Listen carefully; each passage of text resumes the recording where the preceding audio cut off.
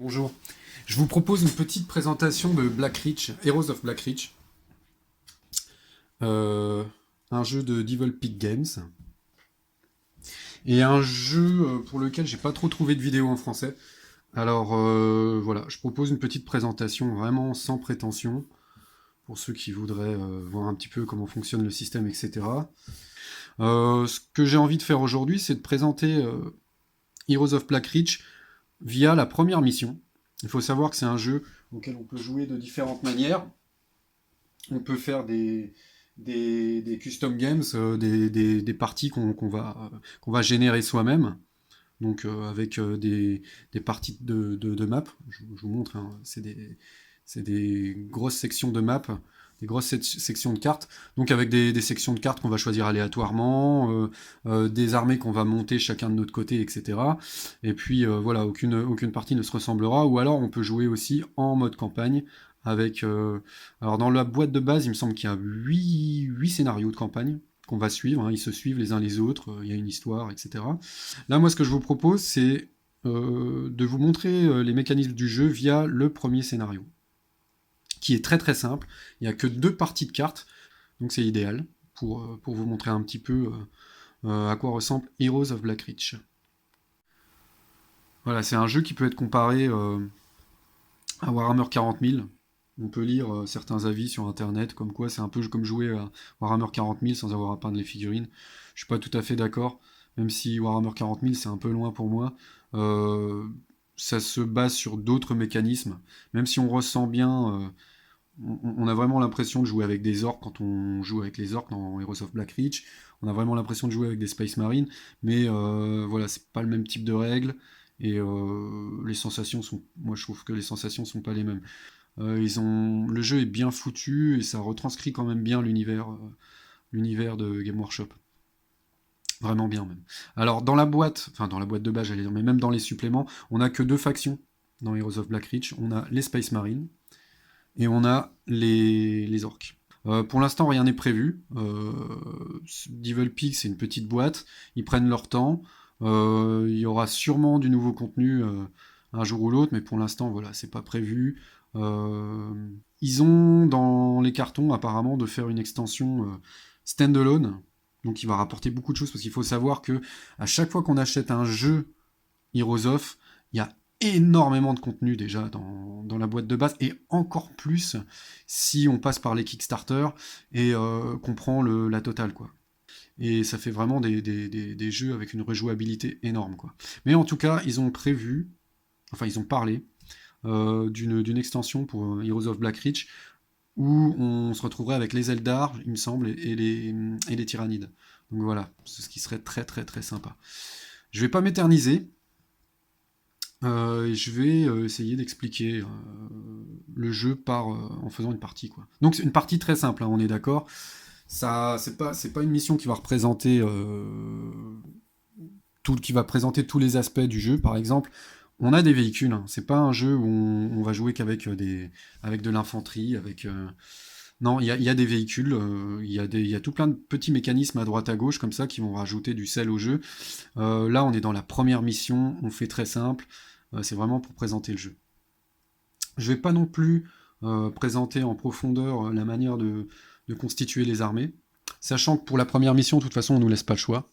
Mais voilà, on a des petits blocs comme ça, vous voyez, très jolis, avec un certain nombre de points. Et on va avoir normalement dans les missions un certain nombre de points pour fabriquer nos armées. 150, 200, 300, 400 points, peu importe. Et on va devoir choisir parmi toute une sélection de cartes comme ça, de tuiles comme ça, les tuiles qu'on veut prendre pour créer notre armée. Sachant qu'on n'est pas totalement libre parce que euh, il faut que, quand on choisit deux tuiles, il faut qu'elles puissent, voilà, se lier l'une à l'autre par un code couleur. Sinon, on ne peut pas les acheter séparément. Donc par exemple, là on voit qu'en plus de nos slugas, pour ceux qui connaissent Warhammer 40 000, c'est des orques brutaux qui préfèrent le corps à corps, on peut rajouter une section de shoota qui eux préfèrent tirer de loin.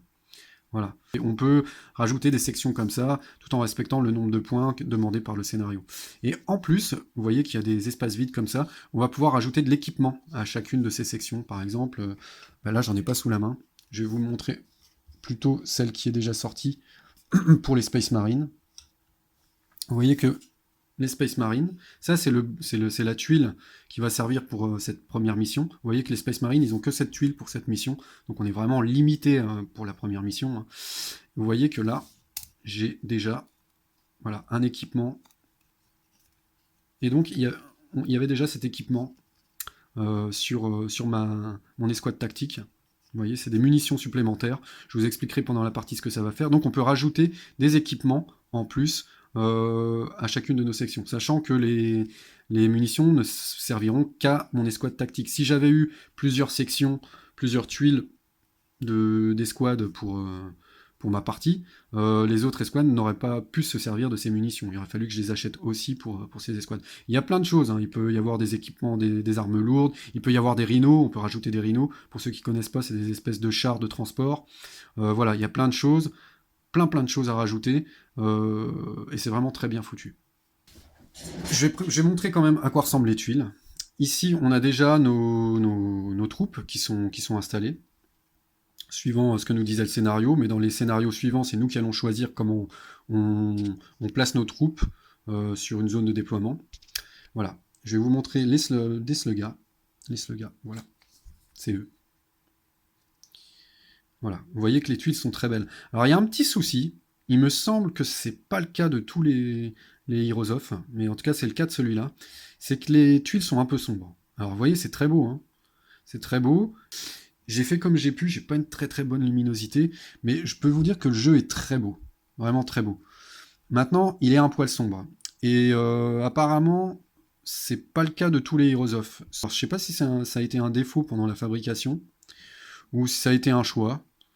Voilà, le jeu est un poil sombre, mais vraiment, moi je trouve que le design artistique est tellement de bonne qualité que ça nuit pas trop.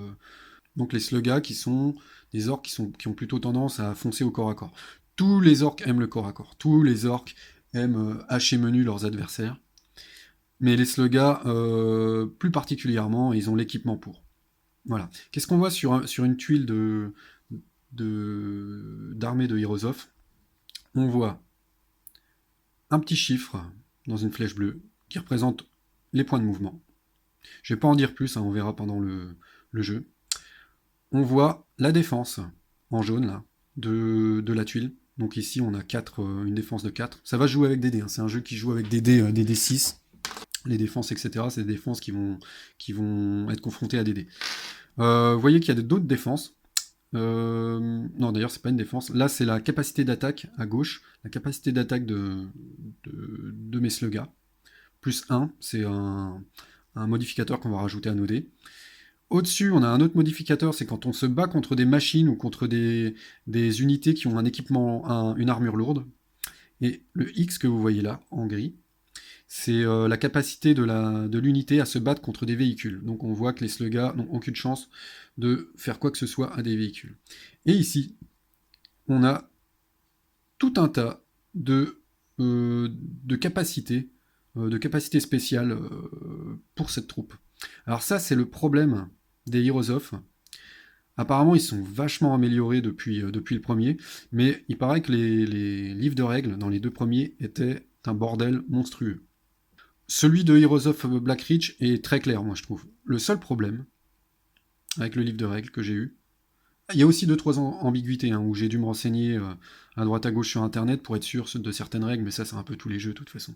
Alors le seul problème du livre de règles, c'est que il y a tout un tas d'icônes pour les unités, ce qui n'est pas très grave en jeu parce que de toute façon on choisit nos unités au départ. Donc il va y avoir un certain nombre d'icônes sur les unités qu'on a choisies. On regarde au début de la partie ce qu'elles font et après voilà, normalement on est tranquille.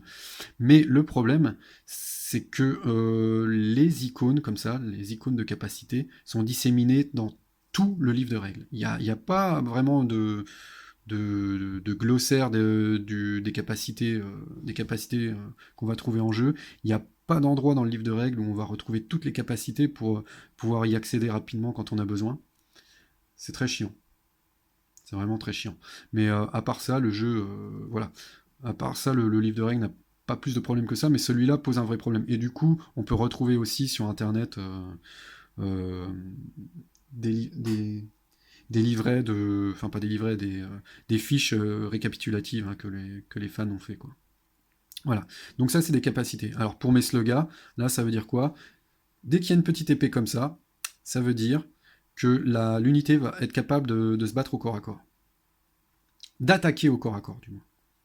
Si une unité n'a pas cette espèce d'épée, elle ne peut pas attaquer au corps à corps. Le plus 3, c'est un modificateur qu'il va y avoir chaque fois qu'elle se bat au corps à corps. La petite icône en dessous, ça veut dire elle va pouvoir faire de la suppression. La suppression, ça veut dire qu'au lieu d'éliminer ou essayer de tuer une unité adverse, elle va pouvoir tirer ou frapper pour effrayer, on va dire, ou pour empêcher l'unité d'être à son plein potentiel. C'est un peu comme faire un tir de couverture. Voilà, on tire dans tous les sens vers une unité pour l'obliger à baisser la tête, pour l'obliger à se cacher, et du coup elle est moins efficace, et elle va avancer moins vite, et elle va se battre moins efficacement parce qu'elle est sous le tir ennemi. Voilà, enfin, vous verrez ça en jeu. Ça va donner un malus à l'unité sur laquelle elle tire. Et ça veut dire que ces armes à feu ont une portée maximale de 4. Je vous montre une autre unité, les unités de Shuta. Voilà. Je ne vais pas revenir sur les caractéristiques, vous les verrez en jeu, mais vous voyez quoi, tout de suite, hop, elle est capable d'attaquer au corps à corps aussi, elle a un modif un petit peu plus bas, donc ils seront moins forts que les slugas au corps à corps, et il n'y a pas de portée, cette fois. Ça veut dire que cette unité peut attaquer aussi loin qu'elle le veut. Mais il y a quand même une règle dans Heroes of Black Reach, c'est que une unité qui va attaquer à plus de 7 hexagones, à plus de 7 tuiles, pardon, 1, 2, 3, 4, 5, 6, 7, va avoir un malus sur ses tirs. Donc là, c'est bien foutu. Pour cette partie-là, on nous a fait commencer à plus de 7 cases, donc voilà, qu'on ne soit pas à portée de tir maximale, la plus optimale dès le départ. Je peux vous montrer aussi une escouade tactique de Space Marine, tant qu'à faire. Donc escouade tactique, vous voyez c'est un petit peu sombre mais c'est quand même très joli. Qu'est-ce qu'on a à dire de plus? Je vais faire la présentation parce que de toute façon pour cette partie il y a très peu d'unités différentes. Alors je vais montrer un peu les caractéristiques de chaque unité, ce sera fait. Vous voyez tout de suite qu'il y a plus de défense sur les Marines forcément. Les Marines sont toujours plus résistants que de simples orques. La capacité de combat générale, donc qui va servir aussi pour les armes à feu, est aussi plus élevée que celle des orques. Par contre, la capacité de combat au corps à corps est plus basse, mais de toute façon, quand on se bat au corps à corps, on va ajouter les deux. Donc, plus 1 de capacité générale, plus 3 pour le corps à corps, ça fait 4. Et là, plus 3 de capacité générale, plus 1 au corps à corps, ça fait 4. Ça veut dire que les Space Marines se battent aussi bien que les slugas au corps à corps. C'est des Space Marines, faut pas les faire chier. Qu'est-ce qu'on a de plus sur la tuile des Space Marines? Vous voyez, elles sont capables de faire de la suppression aussi, donc de se battre aussi au corps à corps, et elles ont cette petite icône en plus qui veut dire que elles sont capables de tirer en mouvement. Donc vous allez voir pendant la partie que c'est pas le cas des orques, soit ils bougent, soit ils tirent. Les Space Marines sont capables de tirer en mouvement, avec cependant un malus de -2 sur leur jet de dés. Voilà. Est-ce que j'ai d'autres caractéristiques à présenter? Voyons voir. Non, il me semble pas. Hein. Il me semble que toutes les autres tuiles respectent les mêmes. Si, il y en a. On a juste le boss orc ici. Donc je vous rappelle, hein, dans cette partie, on a une tuile de boss achetée, donc on a bien un boss. Le voici. Le boss orc. Voilà, avec sa sale trogne.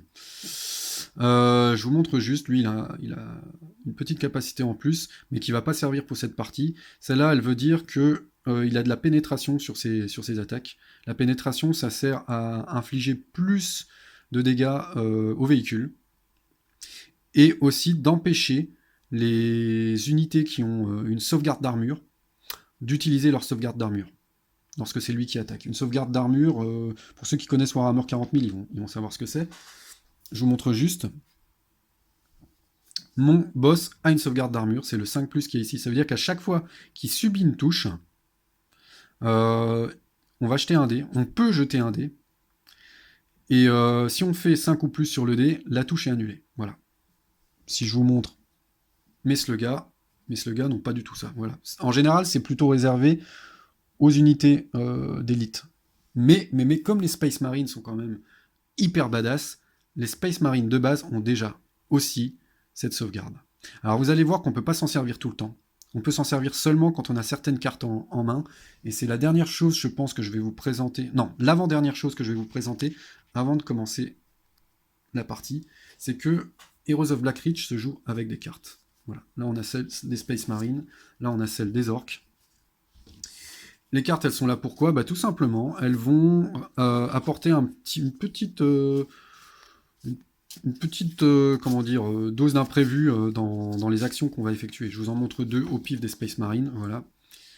On a deux façons d'utiliser les cartes. On a un texte qui nous explique quand on peut utiliser cette carte, la manière de l'utiliser. Ou alors, on a une deuxième utilisation pour les cartes, c'est de les utiliser pour la petite icône qu'il y a ici. Alors, vraiment, j'ai un portable qui va me demander d'appuyer sur l'écran à chaque fois pour faire la focale. Tant pis, je vais le faire. Donc, soit on s'en sert pour le texte, soit on s'en sert pour la petite icône là. Alors, par exemple, celle-là, elle veut dire que au moment où j'initie un combat, au corps à corps, je vais pouvoir rajouter 1 à mon jet de dés. Là, c'est la même chose, mais pour les tirs.